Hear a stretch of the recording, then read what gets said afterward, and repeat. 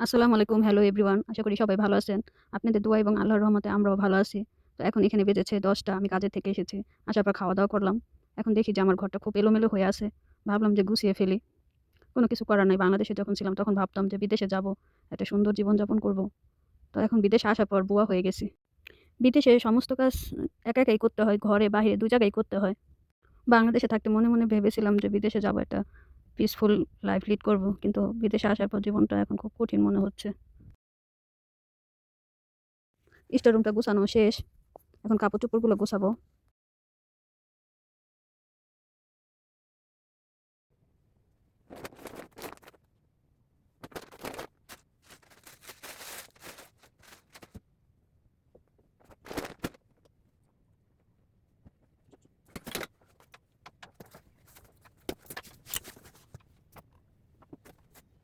আর এই দেশে ছাতার সাথে, সাথে নিয়া ঘুরতে হয়।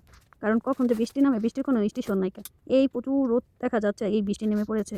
এদেশে এই হলো আরেকটা সমস্যা। বৃষ্টি নাকি আল্লাহর রহমত। এদেশে এত বৃষ্টি নামে, এর জন্য মনে হয় এদেশে এত উন্নত। থালাবাটি এর আগে কতগুলো ধুইছি। কড়াইটা ছিল, কড়াইটা ধুইয়া নিলাম। পরে ময়লা ফেলবো। মাঝে, মাঝে ভাবি যে কেন যে বিদেশে আসলাম, আমার বাংলাদেশে তো এর থেকে অনেক ভালো। আপনি চাইলে কাজ করার মানুষ পাইবেন, আর এখানে সম্ভব না। এখানে যত কষ্ট হোক নিজের কাজ নিজেই করতে হয়। কালকে আমার হাজবেন্ডের কাজে নেওয়ার জন্য খাবার রেডি করতেছি। এই ফলটা খেতে খুব সুস্বাদু। আমার খুব পছন্দ একটা ফল। সব কাজ শেষ করলাম, আর এখন রাত বাজে এখানে ১২টা। আমার হাজবেন্ড নিশ্চিন্তায় কম্বল মুড়া দিয়ে ঘুমাইতেছে। এই সোফাটা নতুন এনেছি, এখনো ফিটিং করা হয় নাই, এর জন্য এইভাবে রেখে দেওয়া হয়েছে। তো সবাই ভালো থাকেন, আল্লাহ হাফেজ। আর আমাদের জন্য দোয়া করবেন, আমরা যাতে ভালো থাকি। আমার চ্যানেলটা সাবস্ক্রাইব করে দেবেন প্লিজ।